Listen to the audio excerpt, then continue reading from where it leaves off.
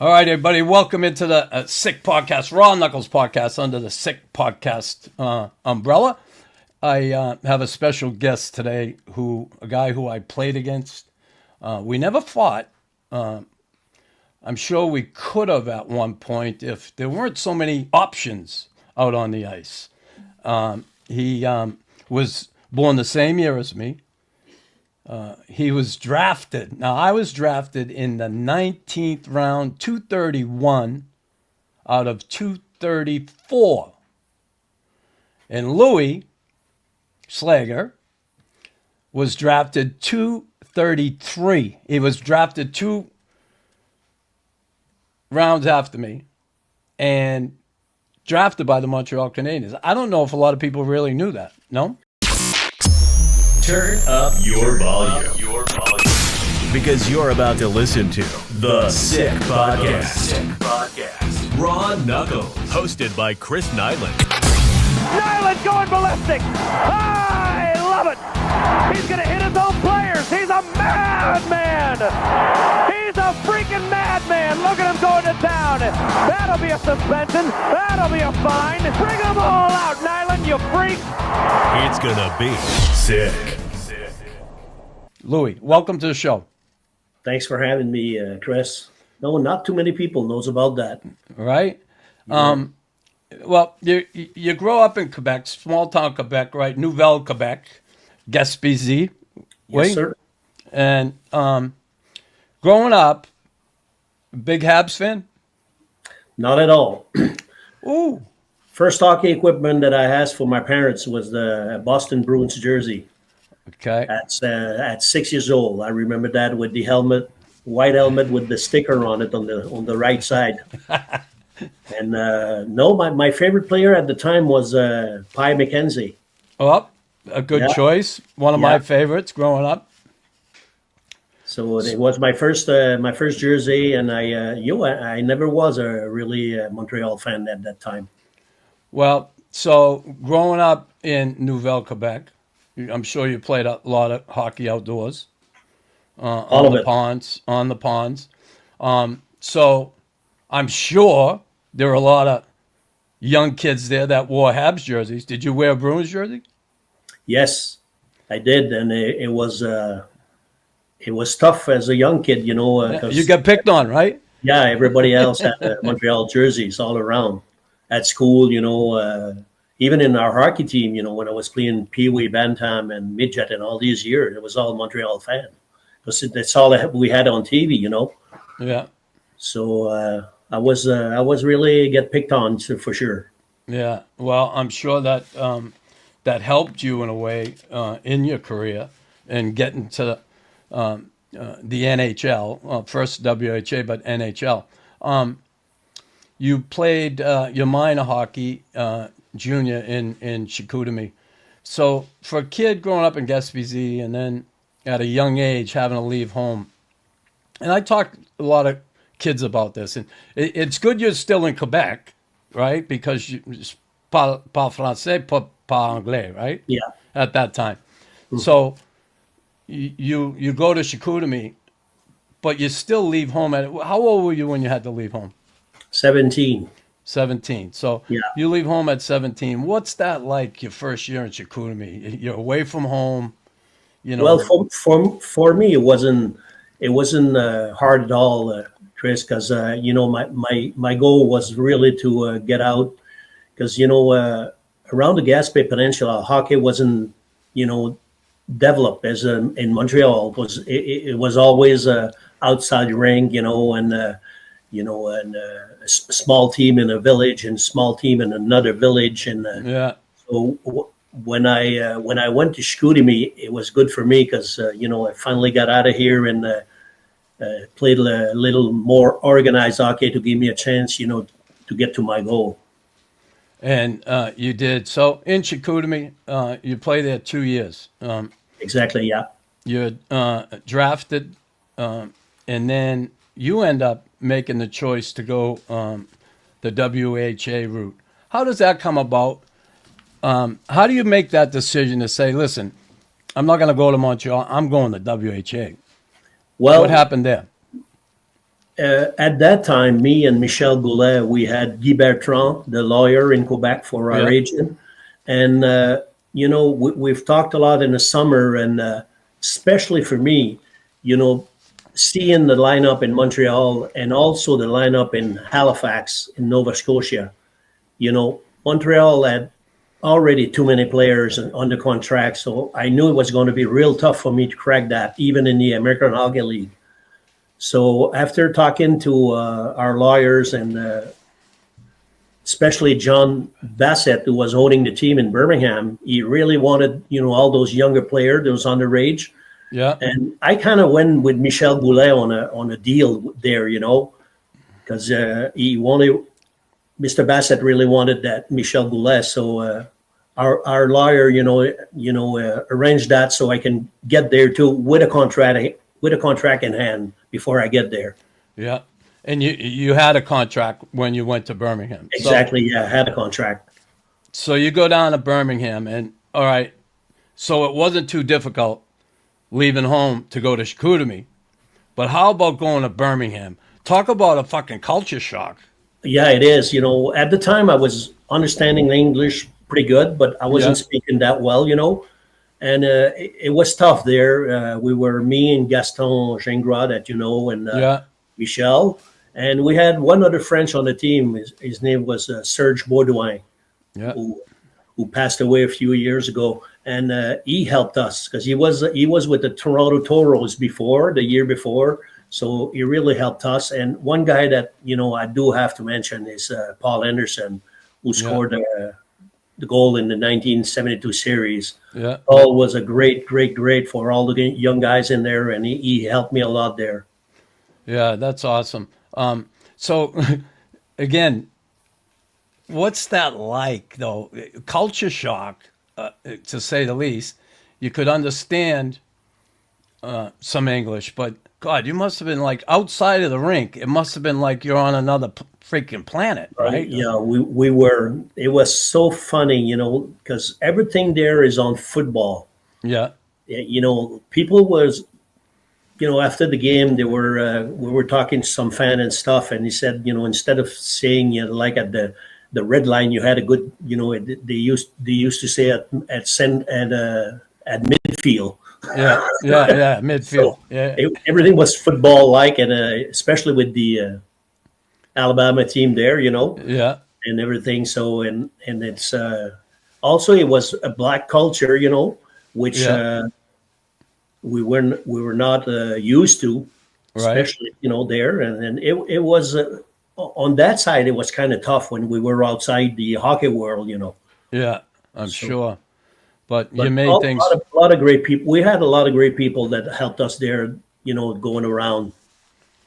So, 78, 79, you're in Birmingham. You had a good year. 62 games, 38 points, 26 goals, 12 assists. You had some PIMs. You had a lot of. That was a tough team too, in a tough league, right? A lot of fighters, a lot of difficult players to play against. Right, and a tough coach too. John Brophy was our coach. So I never had him as a coach. He's a great man, though. I love John. I love John Brophy. That guy's just a hockey legend. I think he played 16 years in the East Coast League. Right. Something like that.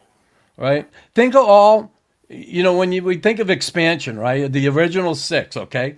Think of all those really good hockey players that never got that opportunity because there was only 6 teams. Like the American Hockey League was and still is today, a really good hockey league. It is. Yeah. But there were just so many jobs to go around, and you really had to make your mark to be able to make an NHL team back then. And it was you went through there too. It was an old kind of an old fashioned. You couldn't really move a veteran from a team. Yeah, you know what it is in Montreal. All these guys that. So it was tough for a young player to try to get in the league. Yeah. Well, I'll just say from my point of view, okay, the only reason I was drafted by the Montreal Canadiens was a favor. It was a favor from a friend of mine who was a coach of mine And he was also a judge in Massachusetts, in Boston. And Judge King was very good friends with Dickie Moore. Oh, Okay, he helped him when Dickie started his business, Moore Rentals. He gave him business advice and legal advice, and they were really good friends. When I was in prep school, the year I went to prep school, and then I went off to Northeastern, the judge was good friends with Fernie Flaman, who was a coach in Northeastern. I got a scholarship to Northeastern because of the judge. okay. So I go to Northeastern, and on my draft year, I was 20 years old, my second year at Northeastern. The judge never told me. I found out after he died, but he never told me. He called Dickie Moore and said, listen, can you do me a favor? Just draft this kid, Chris Nilan, from Northeastern. He played for me. I love this kid. Can you just get them to draft him, let him come to camp, and we'll see what happens. Amazing story. And that's how I get drafted. So I get drafted by Montreal, and I'm like, I wanted to be drafted by the Bruins. They just, I wasn't even on their radar. And, I'm playing right there. I'm under their nose. Listen, college hockey at the time, they weren't looking at it so much. But I was a physical player in college. I hit a lot, and I was, I got my share of penalties. But I had one fight in 3 years. Yeah. And it wasn't even a fight. I just basically, can one punch someone. We dropped our gloves and boom, it was over. So, I lost my train of thought for a minute. But that whole Montreal thing you were talking about. Now, I'm drafted by the Canadiens. They win 4 Stanley Cups in a row. I'm there. And my father's telling me, don't leave school. So 78, I stayed in school one more year. Okay. Because my father made me. And I listened to him. He kicked my ass. And I stayed in one more year, and I forgot about school. I just played hockey, and my grades went down. All I wanted to do was play hockey. I wanted to go to training camp. So the next year, I finally said, Dad, I'm leaving. I'm not going to school no more. That's it. See ya. Boom. So I come to Montreal the next year. They win their 4th cup. And were you in Halifax at the time? No, well, I came to Montreal to camp that year. Well, meanwhile, I get drafted, and I got a letter in the mail 2 weeks later saying I was drafted. No one called me, nothing. Oh, no, me. Same thing for me. You get a letter. Letter in the mail. Now everybody's there. Hey. With the Montreal sign on it. Yeah. So, it's so funny how times have changed. But, I ended up leaving. I came to camp, Montreal, and, I was intimidated. I was, I didn't like the Canadiens because they beat the Bruins all the time. I had a lot of animosity, but I said, I got to make this thing work. So I was trying to play physical, and I was trying to get someone's attention to at least look at me. And Bert Templeton was the coach in Halifax that year. They brought him in. He's a real fucking hard ass, Bert. He loved tough teams. He loved tough guys. He hated college kids. Okay. Hated them. And anyway, we end up, I'm at camp in Montreal. The camp is over, and they asked me to go in and put a Canadiens jersey on and get a picture taken for the book. So I'm thinking, Jesus, maybe I have a chance here. I'm like, what the hell? This is serious. I didn't know I didn't know shit. And, then I get sent to Halifax, and, it's just funny how it went. But, I did go down there, and I was only there for 49 games, which is awesome. But I found my way. But regardless, so your year with the Bulls was a really good year. How do you make your way to the Nordiques? Well, at the end of the season there, they were talking about the merger, Yep. And they were talking about 4 teams: Edmonton, Quebec, Hartford, and Winnipeg. So they did just about exactly what happened to Vegas a few years ago when they got in the league. Yeah. They told the NHL team, make a list of your protect player and leave the rest behind. We're not going to pick and dare. So that's why Quebec picked me up in the summer on that draft. That's Now, why. okay. Now back then, so Quebec picks you up. Didn't the NHL, didn't the Canadians still have your property rights, even though you went to Birmingham? They had to let it go because there was so many people in it was owned by Montreal. I could take like Richard David, Alain Côté, Rochefort, Pierre Aubry, all these guys that were owned by Montreal. So Crazy. they had to let go Whoops. people in that draft. We all end up in Quebec in a free draft. Yeah. Got it? You know, well, the year we're drafted, 78, the Canadians drafted 24 players. There were 22 rounds. In the first round, they had 2 picks. The second round, they had 2 picks. And then, boom, 20 guys after that they pick. It's incredible. Like, a lot of people say, oh, they had the edge in the draft and blah, blah. But Sam Pollock, after everybody stopped picking players, he kept picking players. Because back then, you just keep going. You could keep going. So he had this list, and he said, listen, I'm just going to pick these guys, and maybe we get lucky. So I think there's a lot of guys, even though we drafted by Montreal and never played for Montreal, they benefited from that, though. Yeah, they did. In a sense, you know what I mean? So I was proud of being drafted by Montreal. Because if you look around, that's Claude Ruel that drafted me. Yeah, and he was one of the best at the time. Yeah, and I was real proud of that. The only thing I didn't know, if like in the summer, I didn't even know if they were going to invite me to Halifax or Montreal we had that 2 league, the WH at the time. So it's kind of easy for me to take a decision on that. So, the Nordiques, you played a couple games. You had an assist at the end of the season there. And then you go to Syracuse. You put up great numbers in Syracuse. What happens the next year? Why the fuck do you go to Erie? Why did they send you there? I was kind of the black sheep of Bergie. And also I had a 2-way contract. Fucking Bergie. I had a 2-way contract, so it was really easy for them. I was always the one who was going down. Yeah. So you go down and you end up coming back up, and you and Freddie, and then Quebec. Yeah, thank God I had Jacques Demers. Yeah. He really helped me a lot to stay there because, I was at the time, I didn't know if I was going to make a move to Europe,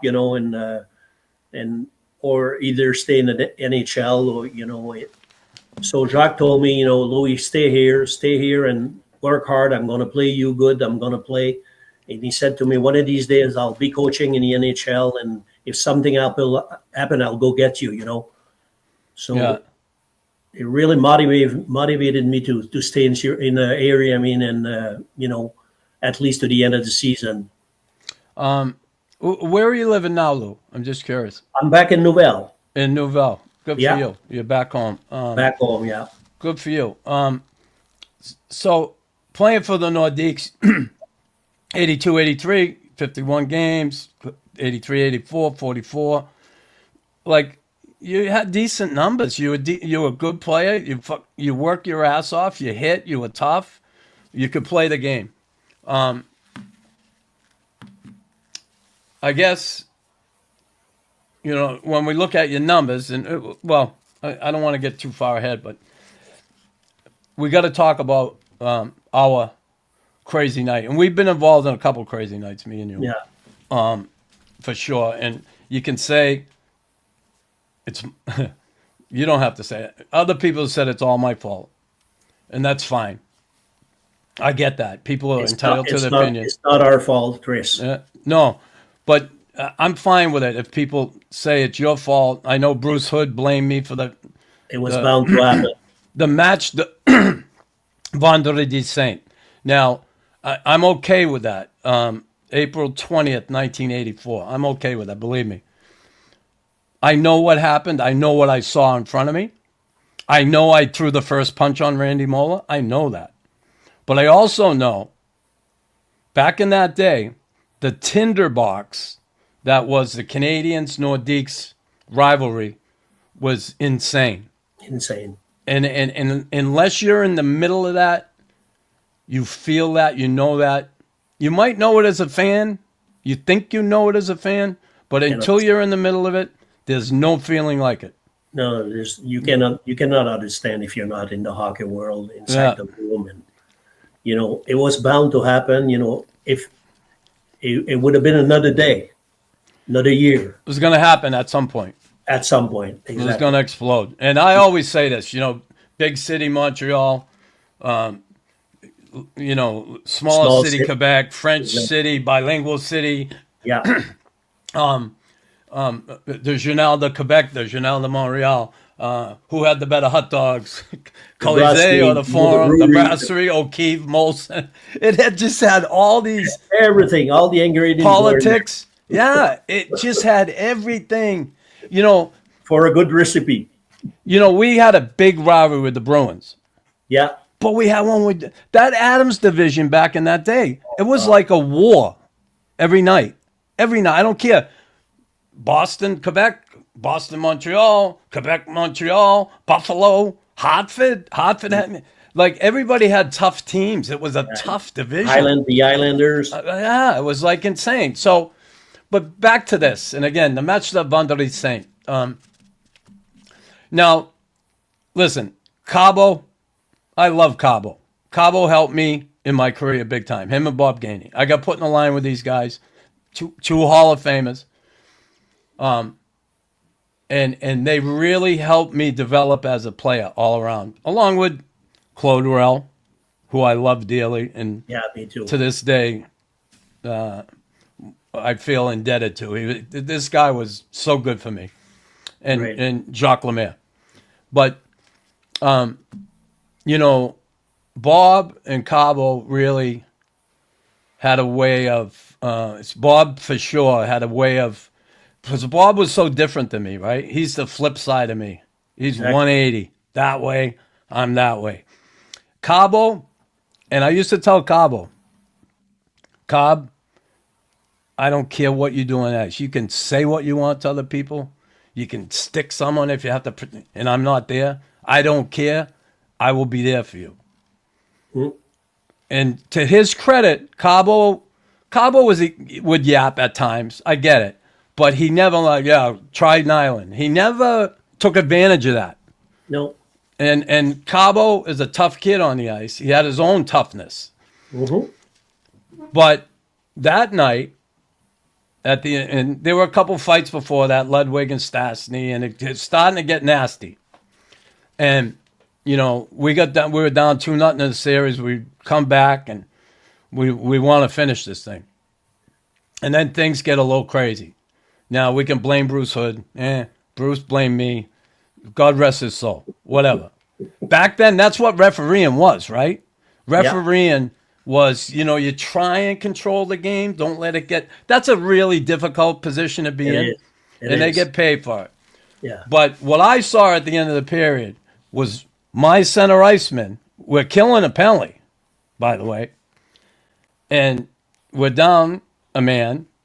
And at the end, I see Huntz punch Cabo in the back of the head and then stop mushing him. So I'm on the bench, and then like always, yeah, and that's okay. I love that shit, but as Cabo's man, I'm not going to let that happen. I can't. I got to get there and do something. That's all I got in my head.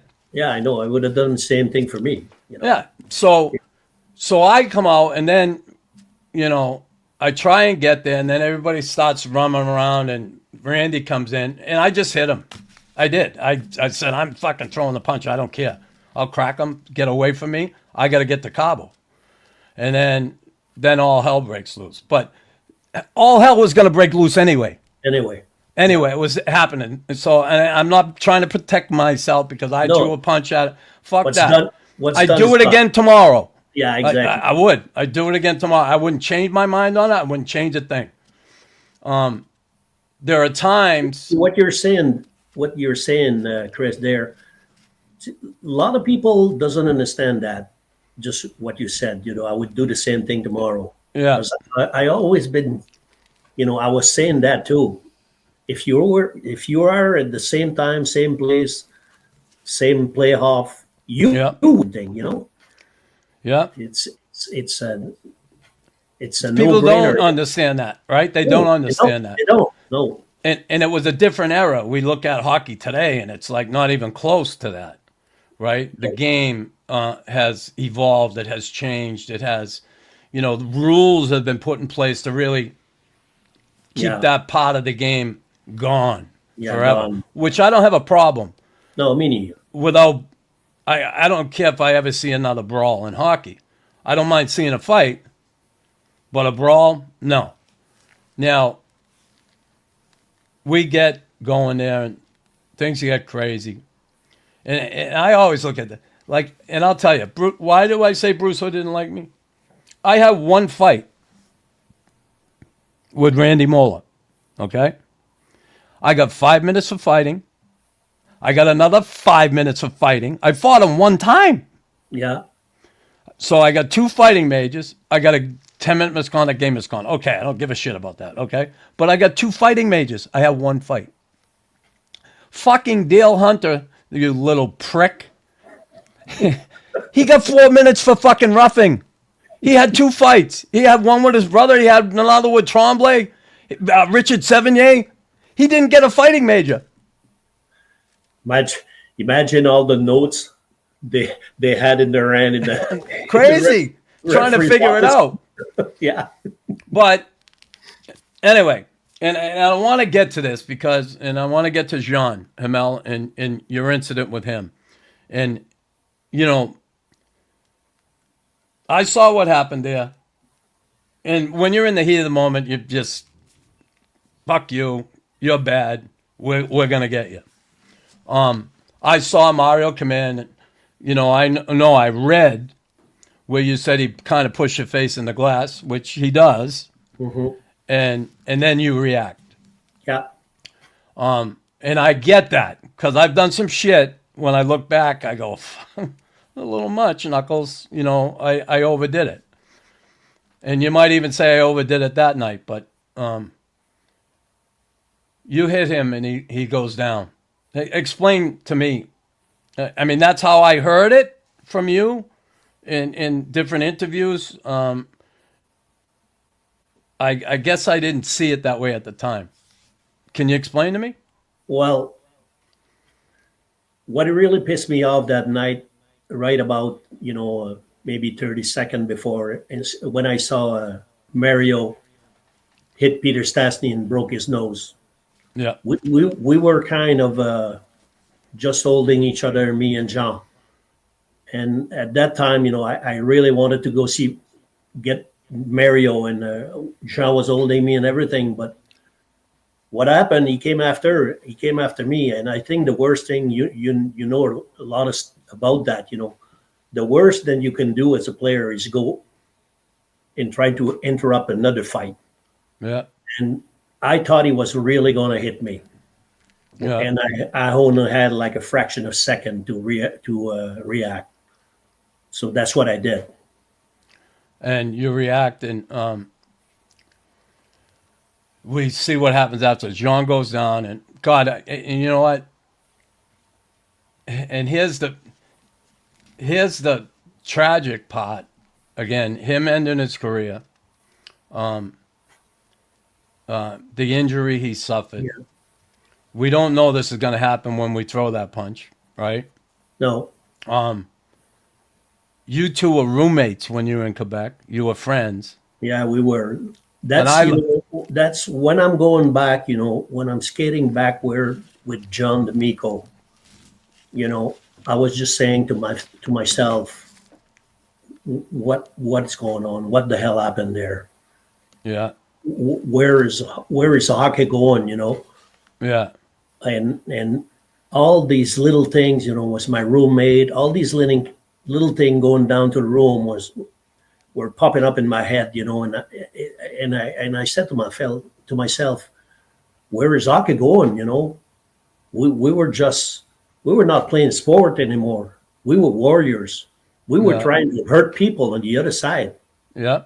And for me, it's it's not the way the game should be played. And you can think we talked about a little bit earlier. All the team were like that.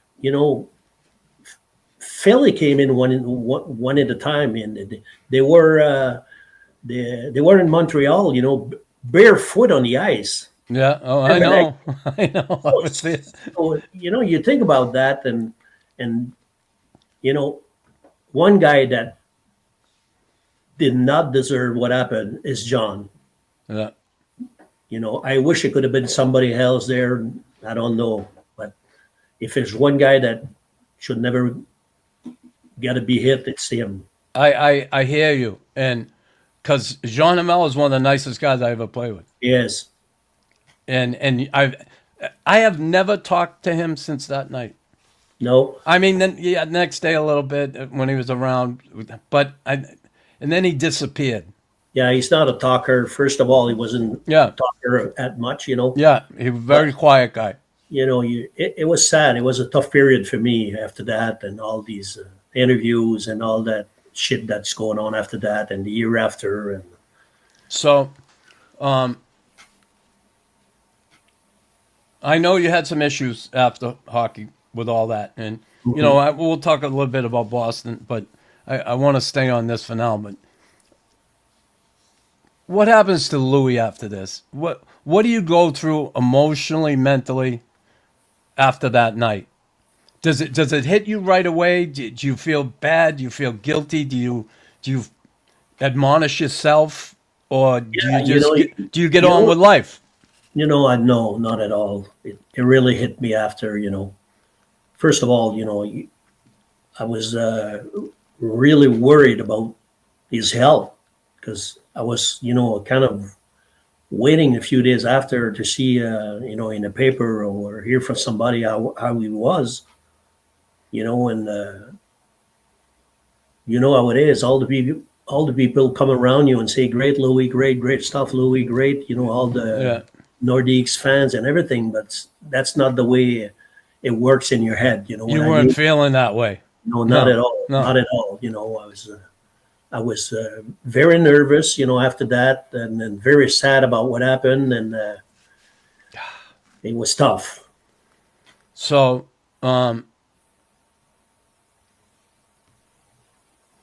did you try and reach out to Jean at all after that? I tried to reach out. I think the first guy who tried to hook up together after that was Michel Baudry, and I never tried to reach him personally, because I don't know, I couldn't find the right word. Yeah. To talk to him. Wow. So that never happens. That never happens.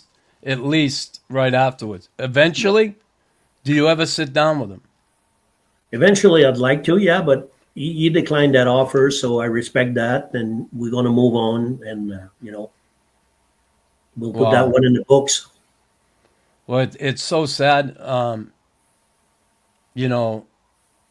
so many levels. It's so sad, and again, when you're in the middle of all that, you're not thinking that it's going to end this way. No, you never do. No. I was in some I was on the other side of the fence in Birmingham, Alabama, twice on a brawl. Yeah. And I was the one on the ice. So I'm telling you, it's not fun at all. Yeah, no, it isn't. Twice they jumped 3 on me in Birmingham, and I got beat up pretty good. Yeah. Yeah. So either way, never happens. It's not a great feeling. Did somebody try and sit you two down together? Yes, Michel Baudry. Oh, Michel, and then he declined. Jean, he didn't want. No, we sat together, but that did not go very well. That interview. Okay. No, it was not at all. Did Jean get confrontational with you about it? No, not at all. We were just not saying anything. He wasn't saying anything. No, me neither. What do you want to say? Yeah. I guess. Well, what was Michelle was being a mediator, Yeah. and probably wanted you two to kind of patch this up and say, can we move ahead in our lives and put this behind us? But that never happened. Never happened. Yeah. That's so sad. And I guess you have to respect where he's coming from, John. Yeah. Obviously, resentment is something that is not good for anybody, especially the person who holds those resentments. And I get that, believe me, because I've had them. And they're nothing but they only eat at your soul. Yeah. When you exactly. have resentment in your life. Yeah. So you come back next year, the Nordiques, you play 6 games, and then you get traded to Boston. And you finally get to the team that you grew up loving and playing for. And you fit right in with your style of play. You fit right in with the Bruins. There's no question. And then, again, Knuckles is involved in a crazy night where I throw a punch at Lindsman on the bench. We go out in the hallway.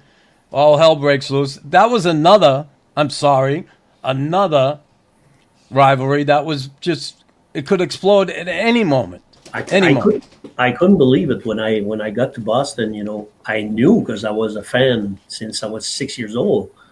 But the rivalry was as bad as Quebec and Montreal. Yeah, The Bruins. It was a crazy. longer history. Yeah, much longer. Yeah. Now it's so different, right? They play the Bruins. It's like, okay, Yeah, but big still, deal. still.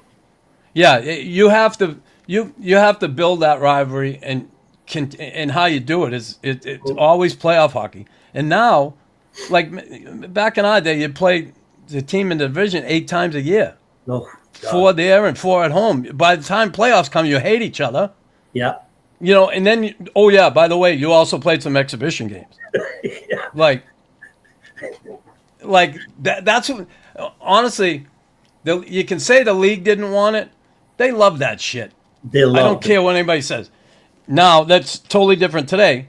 I remember, I think, probably about 5 years ago, the NHL did a rivalry week. I think fucking Phoenix was playing Chicago or something. And the rivalry? What the fuck is this? Yeah, This is I a know. fucking rivalry. Phoenix and fucking Chicago. Hello.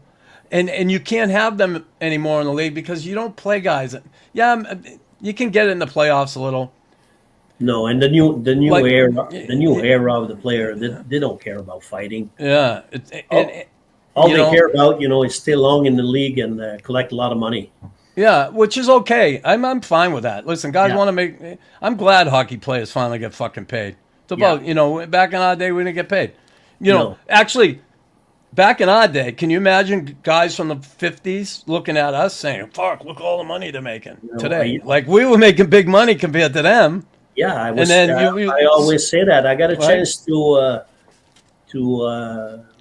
play in the alumni, and I remember Maurice Richard was coming for refereeing our game. Yeah, I was sitting with him, in front of the bus just because I love to hear him. He was making $500 a week. yeah, crazy. They were before us. We got to respect that. Yeah. They were before us. Yeah, And after that, the salary went a little higher, and then Bobby Hall and Gordie Howe switched to the WHA, yeah, and they signed with big salary. And after that, we start getting paid a little better. yeah, yeah. It's always someone blazes the way, right? And somebody got to pay a price, and then it gets better for the next generation, and that's Exactly. what's happened here. And whether we like Gary Bettman or not, listen, this guy has done an incredible job He did. to. I don't like him, but he did. He did. And he's done a great job for the owners and the players Yeah. to some extent. Look at the salaries. All you have to do is look at the salaries. There's always going to be things the players don't like, okay? Always. But there has to be that mediation. You have to have common ground. Mm-hmm. And what Gary Bettman has done for the NHL, other than the expansion, and I love Canada, okay? But the NHL will not survive in Canada alone. No way. It has to be in the United States, It has to be on a major TV network in the United States to get It does. TV money. Yeah. And he did that. That was his goal from the get-go. When he left the NBA, he wanted to get hockey mainstream media. Yeah. And he did that. And in turn, the players benefited from all that money. And just so many good things have happened for the players over the years. And we can say, even the owners. yeah, of course. But, I mean, you're in it to make money, right? I get that. But the players are benefiting now more than ever. And that's a good thing, because here's a game that demands on the player today, just like back in our day. And we can say the demands were more because the violence of the game, the travel, taking buses, taking commercial jets, not taking charter jets, all that stuff. Things have changed big time that way. And a lot has to do with Gary Bettman. So the game is in a whole lot better place. There's no question that Better way. shit, yeah. I don't necessarily think it's a better game overall. Players are more talented. They're faster. All this stuff, right? I don't actually think it's, at times, playoff hockey always good. Yeah, it is. But regular season, I get, it's some of the games are just like, no hitting, the odd bump here and just no physicality. They're wide open. It's almost like pond hockey on a lot of nights. And, that's why I think a lot of people, they just can't wait for the playoffs, because what's at stake? We're on the same page on that. Right? What's at stake? That big silver cup. And that really, the game gets really good come playoff time. So your years in Boston, we'll say that night. I remember that night I had Linsman down the hallway and he's scratching my face, and I had Kenny on here. We laughed about it now. But we had an incident in the hallway. You come out of the locker room, right? That night. Did I? Did you? Okay. We don't have to talk about it if you don't want. But I know it wasn't Craig Niehaus. No, he went to apologize after the game. Yeah, and it cost him big time, right? Big time. Never played in the NHL after. Right. Which was I felt bad for the kid, because I had talked a little bit. Actually, I was going after you. Yeah. In the hallway. And what, Dave Maley jumped in, right? Well, yeah, but I couldn't get there. Yeah. Thank God. Thank God you didn't hit me. Well, But there it goes. That was hockey in that day. And I think about it often now. Kids today. Imagine Montreal and Boston, and the exit is on the Boston Bruin bench. How fucking stupid is that? Now, people say, how stupid are you throwing a punch at the bench? Well, you just don't fucking know me then. But, exactly. But it's so true. Like, hello, the league never did anything about that. Nothing. No, I used to go off there, Louis. I get hit with pizza, beer, everything. I was always ducking going. I know. All I saw, now, you're fucking stupid if you trust Ken Linsman, okay? You're fucking stupid. So when I was going off and I saw him stand up, I'm there. I said, I'm just going to throw a punch. And I mean, it was a half-ass punch, but all hell broke loose again. And you talk, back in that day, man, like you talk, the brawl, and I remember the night of match up Vendredi Saint. And listening to it and watching it over, it's fucking tough to watch some night. I don't watch it all the time, but I certainly went over it before you come on with me. And that brawl, you hear Mickey Redmond say, "This is the brawl to end all brawls." Well, it wasn't. It wasn't. The brawl to end all brawls ended up being in '87. When we played the Flyers in the playoffs, that one when was early, Claude and Shane were shooting the puck in the net. And on the Philly side, obviously the Broad Street Bullies, Mike Keenan, they had like 26 players dressed for warm-up. We had 22. Yeah, you do. And when I come up, when I someone come running in the room. They're going after Claude. They're going after Shane. And I'm like, oh. So I tightened my skates as quick as I could because I always undid them, but I still have my jersey. I tied my jersey down. That was it. I fly out there. Okay, I'm looking around. Who's coming? I was with Shel Samuelson. I'm not going to fight him. I don't care about him. Someone's going to get stuck with Dave Brown if I fight this guy. Yeah, exactly. So then all of a sudden I look over and here he comes. No jersey on. Now I got to kind of play my cards right here. I got to figure this one out because it's not just I'm going to grab him and start swinging. I got nothing to grab on. So I got to play this. I'm telling you. Anyway, that was a scary night. It was. It was a scary. It was crazy. Crazy. Anyway, that was the brawl to end all brawls. Thank God. Thank God for sure. And I guess in a way I'm glad that I was part of it because, yeah, that was it. That was it. That was the last night. They weren't going to put up with it anymore. They found ways to. Was it your last year in Montreal? Yeah, I got traded. Yeah, wasn't long after that. The next season, I had some differences with the coach, Jean Perron, who I'm going to have on here soon. Yeah, good. Yeah, Johnny. He is. He's not too far from me now. He's in Chandler. Yeah. I just did an event with him in Sherbrooke at the junior game. We went and we were talking. Yeah, I put that behind me. I held that resentment for a while because I never wanted to. Louis Sleigher, I never, after playing hockey here in Montreal, I never, ever, ever wanted to play for another hockey team. And I was never, ever, ever the same when I left here. And I'm not ashamed to say it. I tried my best. I played for my teammates. I stuck up for my teammates in New York. I did it in Boston when I was there. But it wasn't, it's funny it wasn't the same. It wasn't the same. It's funny you're saying that because when I grew up, I was a Boston fan. And for me, like I'm thinking about it now, and it seems like, my years with the Nordiques, it wasn't like a real team. Boston was a real team. Yeah. I got there. Yeah, it's crazy, right? It's different. We have different paths and we end up some of the same places and, our experiences are all different. It's how we view some things. And so you had some injuries, right? You tore your groin, right? Pretty bad. Yeah. And you kept trying to come back. You had surgery and you had to retire.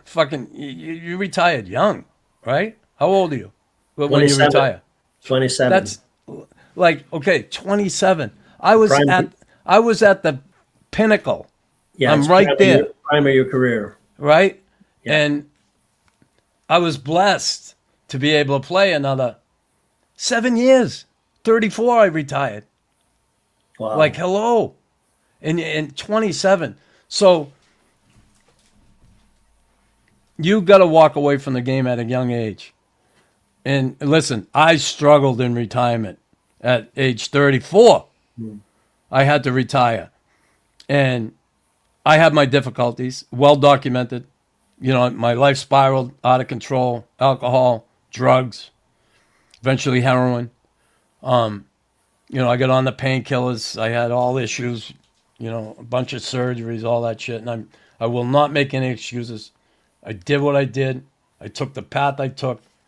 I got wrapped up in shit that I should have never been wrapped up in. But it happened. It's my life. I'm not changing that. Mm-hmm. In the end, today,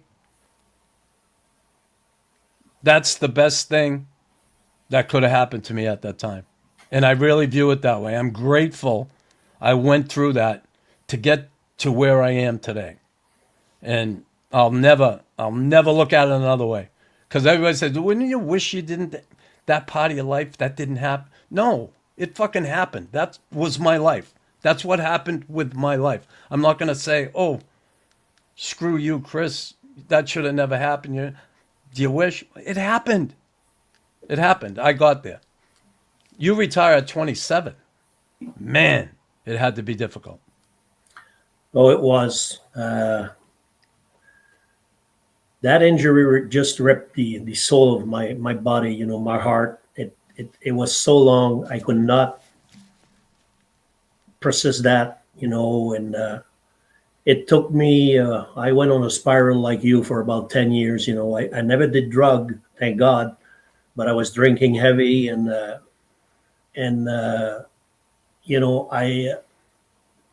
I couldn't find a way, to process that. And, we didn't have any much help at the time. Yeah. And finally, I would also, after my career around 32 or 3, I start feeling, really tired and really depressed. And I didn't know what was going on with me. And, I went to see some doctors and stuff, and I did not get any help there either. So I had about 7 major concussion, during my career. And finally, late 30s, I stopped drinking. And I met a doctor here in the Gaspé Peninsula. She's a lady, and her husband, they're the one who really helped me out, because I was suffering from major concussion issue after my career, but I never knew what it was at the time. I was trying to kill the pain with alcohol. Yeah. And I knew if I was going to keep that way, I wouldn't be here talking to you right now. So you're trying to kill the physical pain. Okay.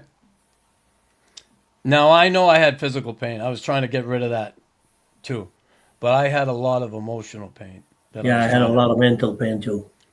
The emotional pain that from some of the things I did, the way I was living my life, some of my past, I had that emotional pain. And for me to get through every day, it was hard for me to look myself in the mirror.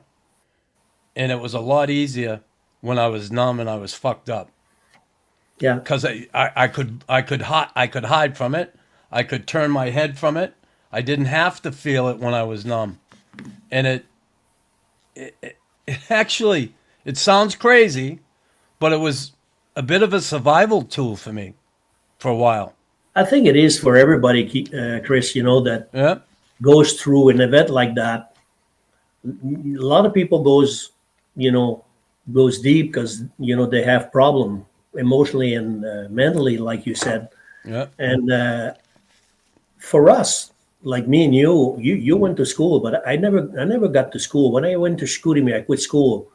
So after my career, you what do you have? What do you have, right, to fall back on, right? You wake up in a hospital and the doctor tell you, it's over, Louis.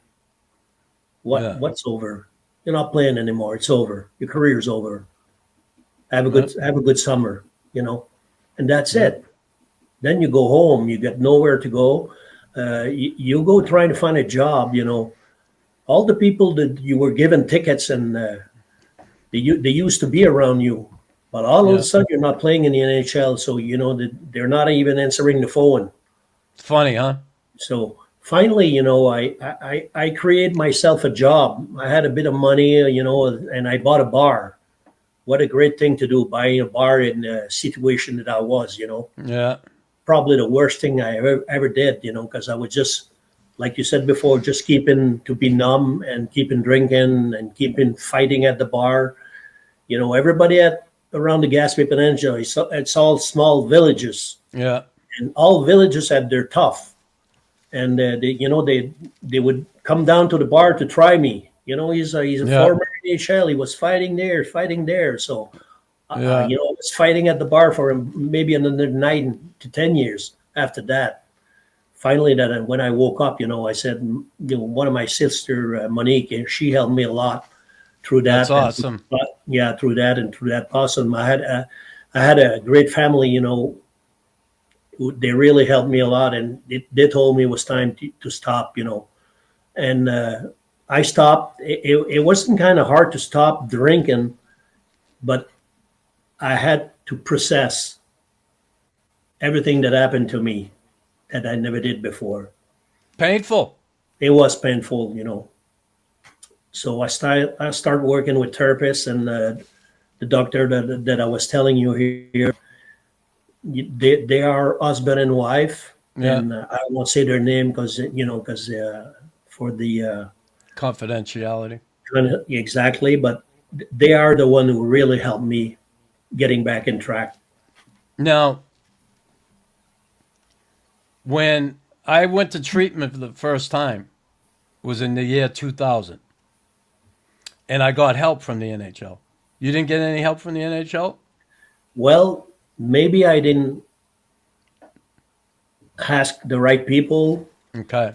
One thing that I regret is not going back to Boston to get some help.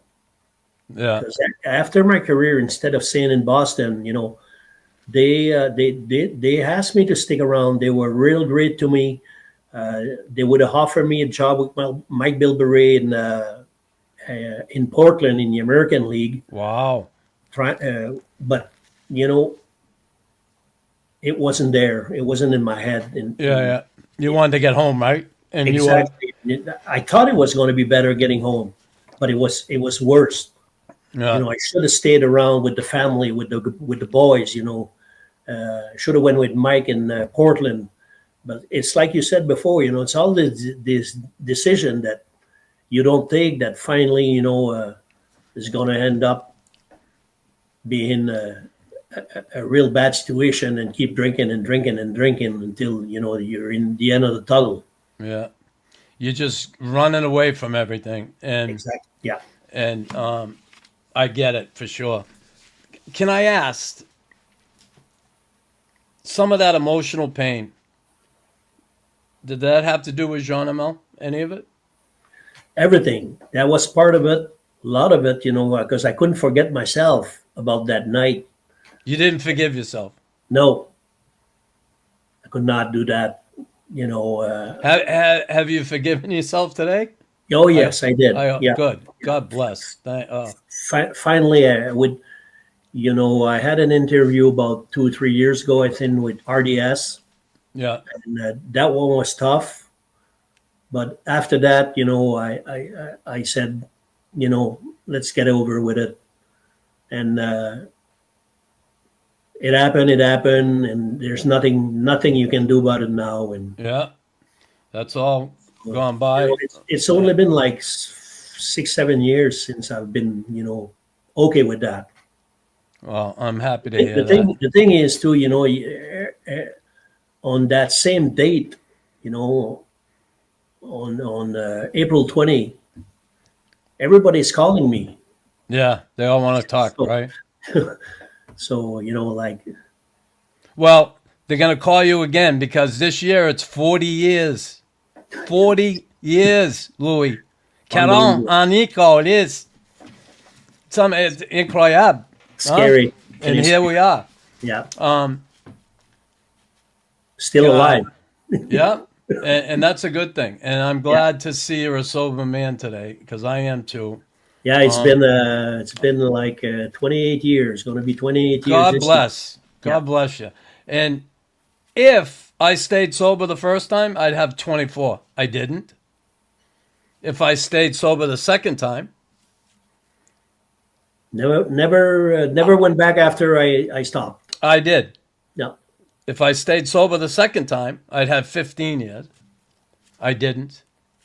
But I'm not going back there again. I have 9 years. December 7th, I have 9 years. So, yeah, that's it for me. I finally waved the white flag. You got all my attention, Chris. Seriously. Well, back at you, buddy. When you've been through hell, you know, like, and I'm not blaming anybody. I'm not. No. I went there. Okay. I went there too. And nobody puts you there. I'm so grateful to be out of that today, and I'm grateful that you are too. And I'm grateful you have found relief in your life, because I can only hope that Jean Amel has found some peace in his life with that. I don't know. From what I heard, from what I heard, I mean, he did. You know. Yeah, because I really, it's unfortunate. Just everything. All it had all the elements, and then all of a sudden something bad like that happens, and then you're a fucking evil villain. Louis Sleigher is an evil villain because of what he did, and it sucked.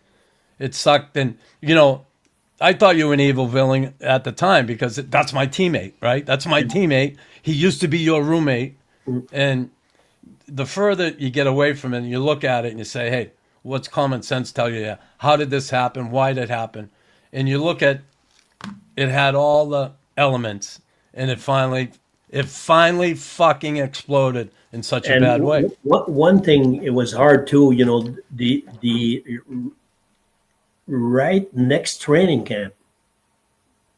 All the people, like Maurice Filion, Marcelo Bergi, great job, Louis. You're one of us. Yeah. The next year, I didn't have any contract, and they trade me. Yeah. I didn't want to sign a 2-way contract. I said I don't care about the money. I'm not signing a 2-way contract. Yeah, I don't blame you. Yeah, and they trade me for that, which I was happy. They made my dream, but still, that's when I realized that you're just a number in the team, just a number, another part of the team, and they don't care about you. They care about if it's the stands are full and they make a lot of money, and they don't care about if you're signing a contract. They do whatever they want to do with you. That's made me realize that too. Well, the tragedy of every athlete is one day our bodies give out. Yeah, we can't do it anymore. Mm-hmm. When you're in it, you're never thinking at the end. You don't want to think of it. No, you don't. You don't want to look at it, and you don't want to be around it. And even right? I was one night. I played in Montreal in a playoff, and Ray came in the medical room, and he told me, "Louis, what are you doing?" They were getting needles in my legs and froze my groin, and he said, "Are you gonna, stop? You're gonna be in a wheelchair after a while. Stop doing this. Stop doing this." And I kept pushing and trying to get back in the game, and Yeah, the tragedy of it, right? Because it is so, and I don't care. It is so hard to let go of the love. That's the love of your fucking life.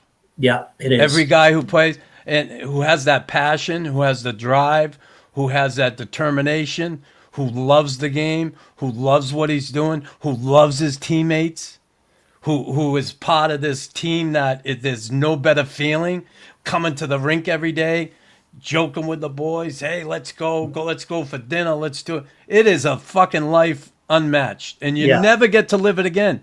No, never. You never get to live it again. There's one thing that the people and the fan, they don't understand. You're the only one who think that you're going to make it. Yeah. When you're young, when you go into junior, when you go into draft, when you're going in the NHL, a lot of people are saying, yeah, you're good. But the only person who knows that you're going to make it, it's yourself. Yeah.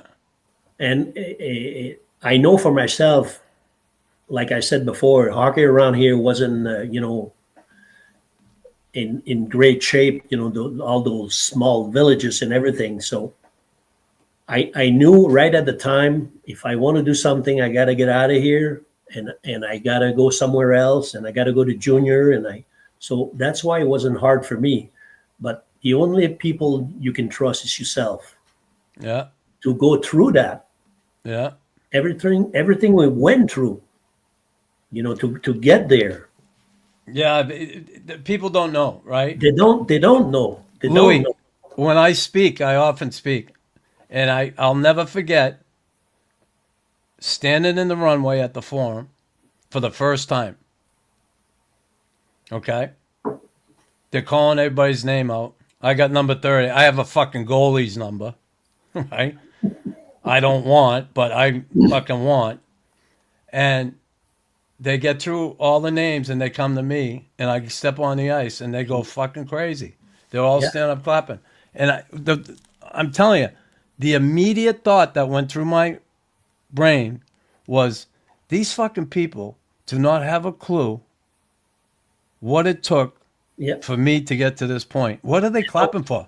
And I realized they were really clapping for the CH. Exactly. Yeah. But eventually, they were clapping for you eventually. Yeah. Eventually, but no one has a fucking clue what it takes to get to that point. No. You think you might. You think you might know what it takes, but you don't. You don't. And that's the beauty of it, and that's the sad part of it too, because, you know, the beauty of it is it helps develop us as men and being part of a team, being part of something bigger than yourself, and just all you have to do to go through everything to get where you want to go. Learning lesson. And then the end, the tragedy part is we already talked about that. Your body gives out on you and you can't do it anymore, and then you lose the love of your life. And at a young age, it's not easy. Louis Sleigher, much maligned, unfairly, I believe, as a person. I'm so happy that you've turned your life around. You have a good life now. I'm so happy, and I mean this. Listen, I've talked to Cobb about you, a few guys. Me and Guy, we played together, Junior, and Guy's a great man. He is a great man. But I'm so happy that you have your life back, and even more so, I'm happy and grateful that you are able to forgive yourself for that, because even though you weren't forgiven by the other guy, Jean Amel, you were able to forgive yourself. And listen, that's all you need to move on in life and be able to go on and have a happy life. I only wish I could sit down and talk with Jean Amel and about this. And life is way too short. Like, to die with a resentment. Yeah, especially at our age right now, you know, you're at the time of your life that you have to proceed very, very fast, everything. Yeah. You know, you can't. It's coming. It's coming. You know what's coming next. So, right? You know, every time we looked at every year, you know, we look at Gillefleur, all these guys, and this one is missing, and it's scary. Yeah, I remember that was happening when I was playing. Right? Yeah. Those older guys would come in the room and you'd see them, and then slowly, and it's sad, but you don't think about it too much because you got so many other things going on in your life. You're too busy to think of that. Now, you can't help but think of it. And listen, I live my days free. I'm free of alcoholism and addiction. I'm free of that trap I was in. Life couldn't be better for me. My kids are healthy. You know what's helping me a lot through that too. All my year that I played hockey, I knew that somebody footstep before me, and respect these guys, and that is something that I don't think the new player are aware of. Yeah. You see some players in an event and they look at you. They don't even talk to you. They don't even shake hand with you. They don't, it's not like it used to be when we used to go around the ex-Montreal and these guys, the ex-Boston Bruin. Last year I went to Boston in the box and the alumni box, and the chief was still sitting there, Johnny Busick, they were before us. They paved the ice before us. You got to respect that. Yeah. And it is different. It's funny. I remember Montreal. Dickie Moore used to come in, Rocket, Toe Blake. Imagine that. After every game. Yeah. They would walk in the room, talk to who they wanted. I was like, this is unbelievable. I couldn't believe it. And listen, I've done some things, here with the team. I'm an ambassador with the team now. First English, first American ambassador ever the Montreal Canadiens. Hello. Good thing. Good for you.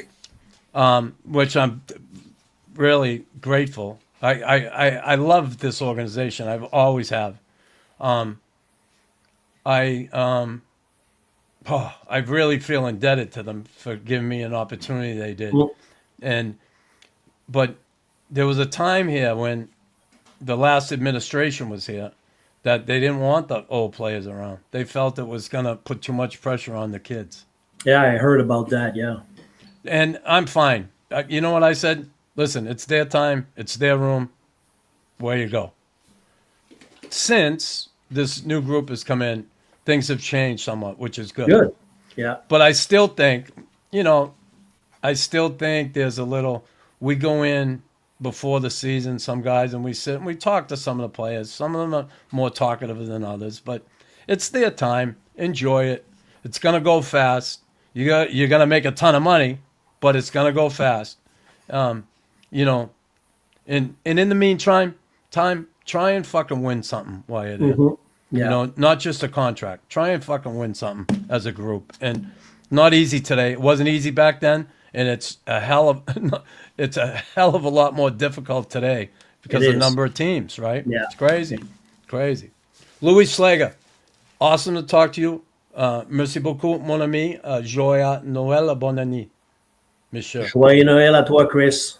You're a good man. Merry Christmas and a new year, and stay dry, my friend. And don't worry. I'm really happy for you. I'm happy for you too. And if you ever need anything, you have my number now. It's in the book, so don't be afraid to reach out. And maybe one day I'll get up to Gaspésie. Good. I'd love to get up that way, and if I do, we go salmon fishing. I'd love to. Do you fly fish? Yeah. Oh, no, I'm coming. That's it. I'm coming. All right. Coming. So I'll be in touch. What's the best month there? What is it? August? July?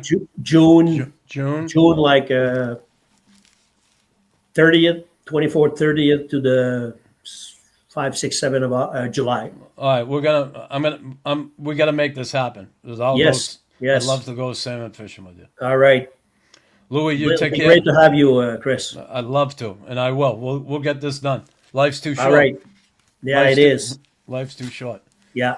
Thanks so much for joining me, Louis. And again, thanks for having me and give me the chance to evaporate a little bit, some of that. That's awesome.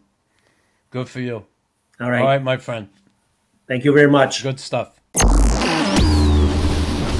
And that's a wrap. Hope you don't miss us too much until next time. Follow the Sick Podcast Raw Knuckles with Chris Nilan on YouTube, Instagram, Facebook, Google Play, and Apple Podcasts.